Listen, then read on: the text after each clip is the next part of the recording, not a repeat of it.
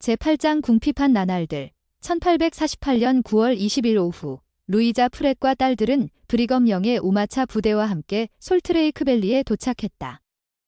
오전 내내 약속된 땅에서 신선한 채소를 먹을 기대감에 부풀어 있었던 그들은 오랜 벗들과 손을 맞잡고 인사를 나눈 후 마침내 자리에 앉아 분지에서 난 옥수수를 마음껏 먹을 수 있었다. 캘리포니아에서 출발한 에디슨의 부대는 아직 도착하지 않은 상황이었기에 윈터쿼터스에서 루이자를 도와주던 한 형제의 아내인 메리 로저스가 루이자 가족에게 자신의 집에서 함께 지내자고 권했다. 루이자는 메리와 잘 아는 사이는 아니었지만 그 권유를 기쁘게 받아들였다. 메리는 출산을 앞두고 있었기에 루이자와 딸들이 에디슨을 기다리는 동안 그 집에 머무른다면 그들은 메리를 도우며 그녀가 베푼 친절에 보답할 수 있을 것이었다. 에디슨은 여러 날이 지나도 나타날 기미가 보이지 않았다. 메리가 출산하자 루이자는 밤낮으로 메리와 아기를 보살폈다. 그러던 중 9월 27일에 분지로 온 몰몬대대의 퇴역군인 몇 명이 하루 뒤면 에디슨이 돌아온다는 소식을 전했다. 루이자의 딸들은 몹시 기뻤다. 8살인 애는 친구들에게 이렇게 말했다. 사람들이 나한테 아빠가 있다고 하는데 난 아빠를 몰라. 아빠가 있는데도 아빠를 모른다니 이상하지 않아? 이튿날 맑고 화창한 아침이 밝았다. 루이자는 남편과의 재회를 위해 우마차로 가서 옷을 차려입었다. 16살인 앨런이 로저슨의 오두막 바닥에 무릎을 꿇고 바닥을 닦고 있을 때 가족의 친구 하나가 안으로 들어오며 말했다. 앨런, 아버지가 오셨어. 앨런은 자리에서 벌떡 일어섰고 햇볕에 그을린 텁수룩한 한 남자가 방으로 들어왔다. 앨런은 아버지의 손을 잡으며 말했다. 아, 아빠. 오셨어요. 5년여 세월이 지난 후라 앨런은 아버지를 거의 알아볼 수가 없었다. 곧 방으로 뛰어들어온 프랜시스와 로이스는 에디슨의 추레한 모습을 보고 입을 다물지 못했다. 딸들은 바깥에서 놀고 있는 앤을 불렀다. 안으로 들어온 앤은 손을 뒤로 감추고 경계하는 눈빛으로 에디슨을 바라보았다. 언니들 중 하나가 말했다. 아빠야. 딸들은 앤에게 아버지와 악수하도록 해보려 했지만 앤은 밖으로 달아나 버렸다. 앤은 울면서 말했다. 아빠 아니야. 곧 루이자도 안으로 들어와 여독에 지친 에디슨의 얼굴을 마주했다. 그녀는 낯선 사람이나 다름없는 남편을 보고 할 말을 잃었다. 남편이 없는 동안 가족들이 얼마나 달라졌는지를 깨닫자 슬픔이 밀려왔다. 하나님의 왕국을 건설하는 일이 아니라면 그 무엇도 이 기나긴 이별의 시간에 정당한 이유가 될 수 없다고 그녀는 생각했다. 에디슨도 감정이 북받쳤다. 딸들은 이제 자신이 기억하는 어린 소녀들이 아니었다. 자신이 떠날 때 3살배기였던 애는 더더욱 그랬다. 루이자는 윈터쿼터스에서 괴혈병을 앓고 이가 빠져서 목소리가 달라져 있었다. 에디슨은 이방인이 된 듯한 기분마저 들었다. 그는 다시 가족을 알아가고 싶은 마음이 간절했다. 애는 이튿날 아침까지도 아빠와 말을 하지 않았다. 그래서 에디슨은 앤을 자신의 우마차로 데려가서 가방을 열고 조개 껍데기 몇 개와 다른 신기한 물건들을 앤 옆에 꺼내놓기 시작했다. 에디슨은 물건들을 하나씩 내려놓으며 그것을 어디서 가져왔는지 설명하고 전부 다 오로지 앤을 위해 고른 것들이라고 말해주었다. 에디슨은 그 위로 알사탕과 건포도, 계피사탕을 수북이 쏟아놓으며 앤에게 물었다. 이제 내가 내 아빠라는 걸 믿겠니? 앤은 선물들을 들여다보다가 다시 에디슨을 바라보며 신이 난 목소리로 대답했다. 네. 그 다음 달 올리버 카우드리는 미주리강 동편의 케인스빌 근처에서 열린 성도들의 대회에서 말씀을 하기 위해 연단에 올랐다. 그는 앞에 앉은 많은 사람들을 알아보지 못했다.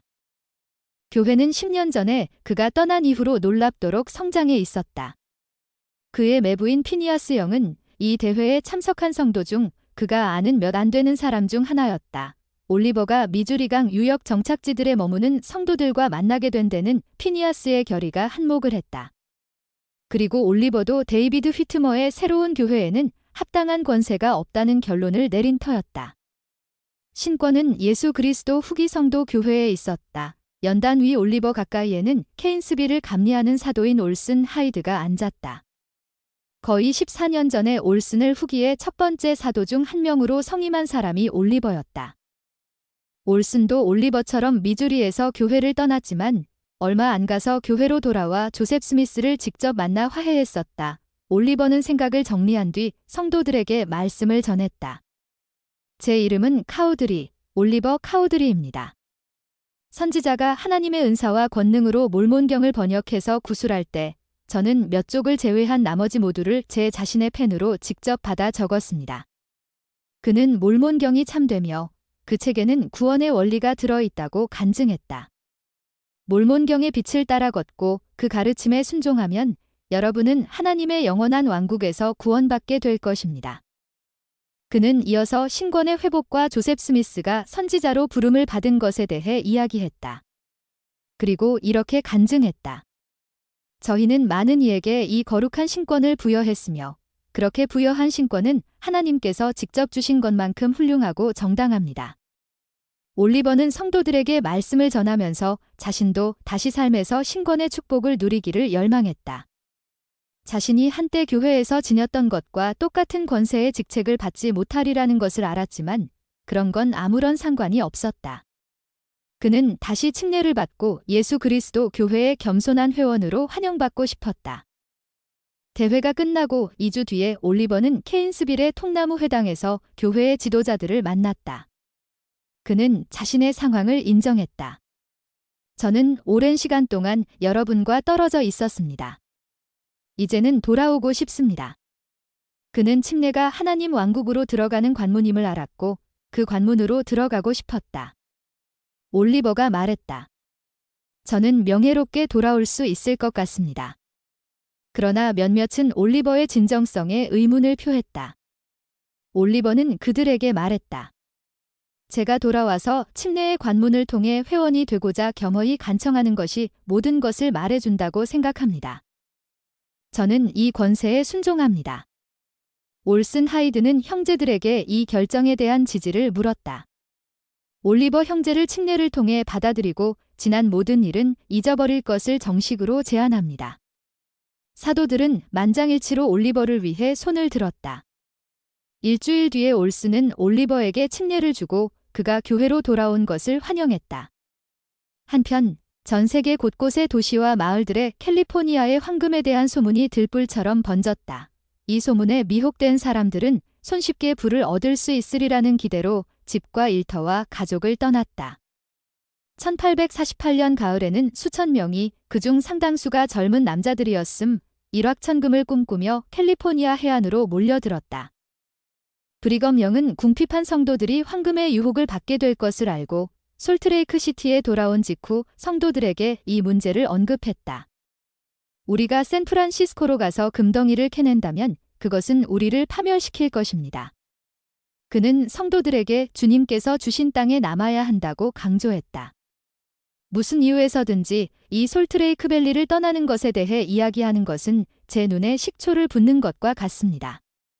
브리검은 무슨 일이 있어도 분지에 남겠다고 결심하고 교회와 도시의 질서를 바로잡기 시작했다. 성도들은 1848년 10월 대회에서 다시 한번 브리검 영과 히버 킴볼, 윌라드 리차즈를 교회의 제1회장단으로 지지했다. 그로부터 얼마 후 성도들은 그 지역의 준주 정부가 설립되도록 미국 의회에 청원을 제출했다.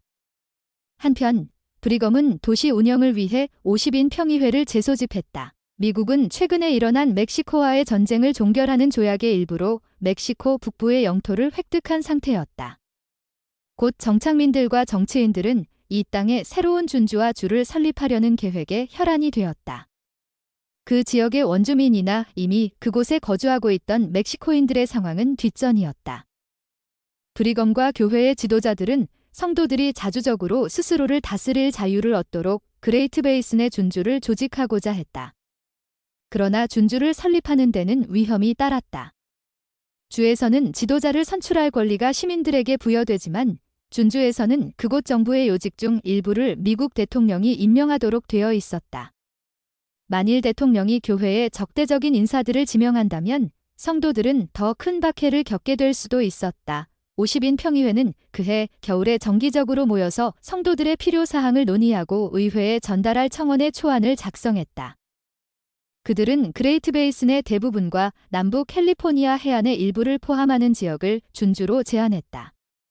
이 광대한 지역이 준주가 되면 새로운 정착촌들을 위한 충분한 공간이 확보되며 성도들의 집합에도 도움이 될 해양의 항구가 들어설 수 있을 것이었다. 하여 성도들의 집합을 도울 수 있었다. 성도들은 이렇게 제안된 준주를 데저렛 데서레트지라고 불렀다. 데저렛은 수고와 근면, 협동의 상징인 꿀벌을 의미하는 몰몬경 속 단어에서 따왔다. 몰몬경에는 데서레트이 데세레트로 표기되어 있다. 동기니 평의회가 의회에 보낼 청원서를 마무리한 1월. 솔트레이크밸리는 겨울에 혹독한 일기에 시달리고 있었다. 일부 지역의 성도들은 1m 깊이의 눈과 뼛속까지 스미는 칼바람을 견뎌야 했다. 산악에는 눈이 깊게 쌓여 땔감을 모으는 것도 힘들어졌다. 곡물 공급이 다시 소진되어 가고 소들은 굶주림과 추위로 쓰러져 갔다. 성도들 중에는 오로지 신앙만으로 버티는 이들이 있는가 하면 제1회장단이 뭐라 하든 기후가 훨씬 온화한 캘리포니아의 금광지대로 가는 것에 대해 다시 이야기를 꺼내는 이들도 있었다. 1849년 2월 25일 브리검은 분지에 머무르는 성도들은 번성할 것이며 그들이 세우는 정착지들은 번영하리라고 예언했다. 그는 이렇게 간증했다. 하나님께서는 당신의 백성들이 거할 곳은 바로 이곳이라고 제게 밝혀주셨습니다. 그분은 성도들의 유익을 위해 악천후를 가라앉히실 것입니다. 그분은 서리와 땅의 메마름을 꾸짖으실 것이고 땅은 비옥하게 될 것입니다. 브리검은 성도들에게 지금은 금을 찾아 땅을 팔 때가 아니라고 말했다. 복음을 가르치고 이스라엘을 모으고 11조를 내고 성전을 짓는 것이 우리가 할 일입니다. 분은 나중에 찾아올 것이었다. 브리검은 말했다. 제가 이 백성들에 관해 가장 두려워하는 것은 그들이 이 나라에서 부유해져서 하나님과 그분의 백성을 잊고 살이 쪄서 스스로 교회에서 뛰쳐나와 지옥으로 가는 것입니다. 얼마 후에 히버 킴볼도 성도들에게 한 설교에서 그의 말에 동의했다. 저는 여러분의 가난이 염려되지 않습니다. 그는 머지않아 미국 동부의 대도시들보다 이 분지의 물가가 더 내려가리라고 예언하며 이렇게 약속했다. 여러분이 충실하다면 마음속의 소망을 모두 이루실 것입니다. 그해 겨울 28살의 엘리자 파트리지 라이먼은 요새안의 통나무로 지은 작은 방에서 갓 태어난 아들과 함께 살고 있었다. 여기에는 그들 외에도 남편을 잃고 홀로 된 엘리자의 어머니 리디아와 여동생 에밀리, 캐롤라인, 리디아, 남동생 에드워드 파트리지 2세도 함께 기거했고 그녀의 남편이자 사도인 아마사 라이먼도 종종 이곳에 머물렀다. 그녀의 남편은 엘리자 외에도 다른 아내들이 있었으며 그는 시간을 나누어 아내들과 함께했다. 아마사가 첫 번째 부인인 루이자 테너에게서 얻은 9살 된 맏아들 프랜시스 라이먼도 요새 안에 있는 학교에 다니기 위해 이곳에서 지냈다. 분지에는 약 4,000명의 성도가 정착해 있었는데 그중 많은 이들이 아직도 우마차와 천막에서 생활하고 있었다. 엘리자의 방은 비나 눈이 와서 지붕이 새기는 해도 어느 정도 칼바람은 피할 수 있었다. 그러나 질병과 굶주림 앞에서는 이 집도 속수무책이었다. 그 겨울 엘리자의 아들과 남동생은 100일해에 걸렸고 날이 갈수록 가족들에게 제공되는 음식은 줄어들었다. 100일해 경련성 기침을 일으키는 어린이의 급성 전염병 동기니 분지 내 어디를 가도 식량이 부족했다. 성도들은 겨울 동안 목숨을 부지하기 위해 먹을 것을 아끼고 또 아껴야 했다. 유타밸리 근처에서 성도들과 이웃하여 살던 우트족의 팀파노고스 부족도 굶주리기는 마찬가지였다. 성도들이 이곳에 들어오면서 이 지역의 천연자원이 과도하게 사용되었다. 특히 팀파노고스족의 식량원이던 낚시터에 물이 남용되었다. 성도들과 팀파노고스족은 서로 좋은 관계를 유지하기 위해 노력했지만 곧 팀파노고스족의 원주민 몇몇은 굶주림을 면하기 위해 성도들의 소를 약탈하기 시작했다. 평화를 지켜야 한다는 간절함으로 브리검은 인디언에게 복수하려 하지 말고 대신 그들에게 복음을 전해달라며 성도들을 설득했다. 엘리자의 이복동생인 올리버 헌팅턴은 때때로 우트족 가운데서 통역을 하고 정찰하는 일을 했다. 습격이 계속되자 팀파노고스족의 족장인 리틀 치프는 습격자들 때문에 성도들이 자신들에게 악감정을 갖기 전에 그들을 응징해달라며 올리버와 브리검에게 부탁했다. 이에 브리검은 습격을 중단시키기 위해 올리버와 무장부대를 유타밸리로 보냈다. 부대는 리틀 치프의 도움으로 습격자 무리를 찾아내어 그들을 포위한 후 항복을 명했다. 그러나 그 무리는 항복을 거부하는 대신 부대를 공격했다. 소규모 전투가 벌어졌고 부대는 습격자 4명을 사살했다. 이 전투로 습격은 끝이 났지만 굶주림과 궁핍은 여전히 지속되었다. 엘리자는 4월 8일자 자신의 일지에 이렇게 적었다. 오늘 남은 밀가루를 모두 털어 빵을 만들었다. 수확을 하기 전까지는 밀가루를 더 구할 길은 없는 것 같다. 이 무렵 제1회장단은 엘리자의 남편인 아마사 라이먼에게 샌프란시스코로 선교 사업을 나가서 캘리포니아의 지부들을 감독하고 11조를 모으도록 부름을 주었다. 캘리포니아의 성도들로 부대를 구성하여 가을이 되면 그들을 솔트레이크밸리로 인도하는 것이 그가 받은 임무였다. 닷새 뒤 너무도 가난했던 아마사는 가족들에게 밀가루 한 줌도 사주지 못한 채 길을 나섰다. 4월 19일 엘리자와 그녀의 가족 일부는 요새를 나와 도시 구역의 천막과 우마차 몇 곳에 거처를 마련했다.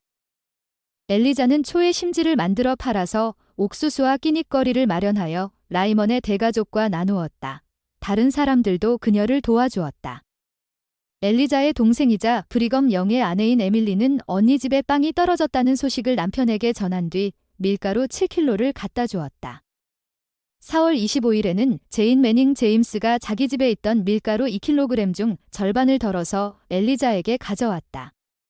제인은 엘리자와 에밀리가 조셉 스미스와 복수 결혼을 하고 나부 맨션에 함께 살던 시절에 알았던 사이였다. 엘리자는 더 많은 심지를 만들고 밭을 경작할 계획을 세웠으며 자신의 부지에 유실수도 여러 그루 심었다. 5월까지도 분지는 계속 바람이 불고 눈보라가 휘몰아쳤다. 어느 날 엘리자가 어머니를 보러 간 사이 그녀의 천막이 완전히 불타버렸다. 그러나 5월 말이 되자 그녀는 성도들의 익어가는 들판에서 희망의 이유를 찾았다. 엘리자는 자신의 일지에 이렇게 적었다. 밀 이삭을 보았다. 이 궁핍한 시기에 얼마나 큰 힘이 되는지 모른다. 1848년부터 1849년에 걸쳐 매서운 겨울을 보내는 내내 루이자 프레든 남편이 선교 사업 이후의 삶에 적응하느라 애쓰는 모습을 지켜보아야 했다. 그가 집을 떠나 있는 동안 교회 안에서는 많은 변화가 있었다. 성도들은 성전 엔다우먼트를 받았고 영원한 결혼과 승용의 교리를 받아들였으며 하나님과 그리고 다른 성도들과도 성약을 통해 새로운 관계를 형성했다.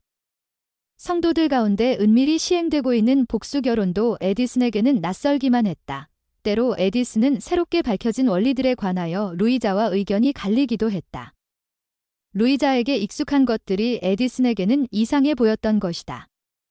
에디슨은 벨리의 성도들이 뜨거운 음료와 담배에 대한 지혜의 말씀에 경고에 엄격히 주의를 기울이지 않는 것도 마음에 걸렸다. 그래도 루이자는 남편이 집에 있어서 행복했다. 그는 가족과 함께 안식일 모임들에 참석했으며 그가 속한 70인 정원회의 회장으로 봉사했다. 프렛 가족은 요새에서 겨울을 보냈다. 루이자의 여동생 부부인 캐롤라인과 조너선 크로스비도 따로 집을 마련할 때까지 그들과 함께 생활했다.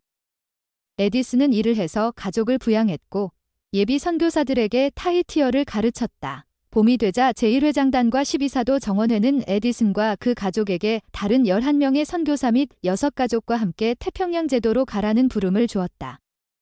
그곳으로 가게 되어 신이 난 프렛 가족은 추수가 끝난 뒤에 떠날 수 있도록 채비를 시작했다. 7월 21일 에디슨은 엔사인 피크 꼭대기에서 엔다우먼트를 받았다. 엔사인 피크는 교회의 지도자들이 성전이 없는 동안 엔다우먼트 의식을 집행하기 위해 성별한 장소였다. 그리고 에디슨 가족은 이제 자신들에게 필요 없는 물건과 재산을 정리하기 시작했다. 그 무렵 금을 찾기 위해 동부의 주들을 떠나온 수천 명의 인파가 캘리포니아로 가기 위해 앞다투어 로키산맥을 오르고 있었다. 얼마 안 가서 솔트레이크 시티는 황금이 묻힌 땅으로 넘어가기 전에 숨을 돌리고 필요한 물품을 다시 챙기기에 안성맞춤인 장소가 되었다. 금을 찾는 사람들은 대부분 젊은 농부와 노동자, 상인들이었다. 그들 중 많은 사람들이 미대륙을 동해서 서로 횡단하는 것은 고사하고 고향을 떠나 멀리 벗어나 본 적도 없었다. 그들이 솔트레이크 시티에 들어오게 되면서 사람들이 예상했던 것보다도 훨씬 더 빨리 히버 킴볼의 예언이 성취되었다. 금을 좇는 사람들은 밀가루와 설탕, 온갖 식료품, 신발, 옷가지, 천, 도구들을 가지고 있었다.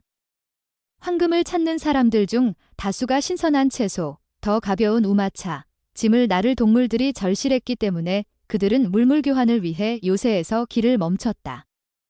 그들은 구하기 힘든 물건들을 성도들에게 싼 값에 팔 때가 많았다. 때로는 가지고 다니기에 지친 나머지 물건들을 버리거나 나누어 주기도 했다. 이들은 솔트레이크 시티의 경제에 활기를 불어넣었지만 이곳을 떠나면서 솔트레이크와 캘리포니아 사이의 목초지를 황폐하게 만들어 버린 탓에 그해 말경에는 육로 여행이 거의 불가능해지고 말았다. 또한 위험한 사람들이 여행자들을 공격한다는 말이 돌아서 가족을 데리고 가기에 그 길은 안전하지 못했다. 루이자는 그런 이야기에 아랑곳하지 않았지만 브리검은 길을 떠나는 가족들의 안전이 우려스러웠다. 곧 교회의 지도자들은 루이자와 자녀들 없이 에디슨만 보내기로 결정을 내렸다.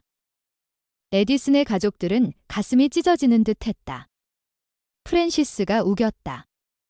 아버지도 그렇게 안전하진 않아요.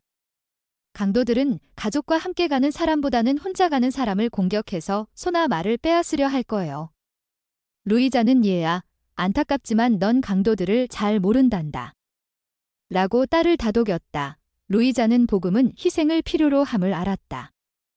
누가 묻더라도 그녀는 한치의 망설임 없이 에디슨을 보낼 수 있다고 장담했다. 그러나 가족에게는 다시 만난 지 겨우 1년밖에 되지 않은 상황에 또 헤어진다는 것이 견딜 수 없는 일이라고 그녀는 생각했다. 브리검은 초지가 조금 더 회복되고 금을 찾는 사람들이 줄어드는 봄이 될 때까지 에디슨의 선교 사업을 미루기로 계획했다. 그러나 그해 가을에 솔트레이크 시티를 경유하던 우마차 행렬이 몰몬대대의 퇴역 군인인 제퍼슨 헌트 대위를 고용했고 제퍼슨은 남서쪽으로 난 인적 드문 길을 통해서 그들을 캘리포니아까지 안전히 안내하기로 했다. 이를 알게 된 브리검은 에디슨 외 2명의 선교사에게 그들과 합류하여 헌트 대위를 보조하고 캘리포니아에 이르면 태평양 제도로 항해하도록 요청했다. 루이자는 하늘도 땅도 모두 자신에게 등을 돌린 것 같은 기분이 들었다. 루이자와 에디슨은 서로에게 거의 말을 하지 않았다. 그녀는 홀로 있을 때 기도를 드리며 자신의 슬픔과 고통을 있는 그대로 하나님께 털어놓았다. 제 고통은 절대 끝나지 않는 것인가요? 루이자는 울음을 삼키며 신음했다. 에디슨이 벨리를 떠나던 날, 루이자와 앨런은 야영지까지 에디슨을 따라가서 하룻밤을 함께 보냈다. 아침이 되자 에디슨은 아내와 딸을 축복했고 그런 뒤 서로 작별을 고했다. 루이자는 지난 몇 주 동안 이별을 두려워하고 있었지만 요새로 돌아가면서는 마음속에 위안이 느껴졌다. 최근 얼마 동안에 비해 그녀의 마음은 훨씬 더 가벼웠다.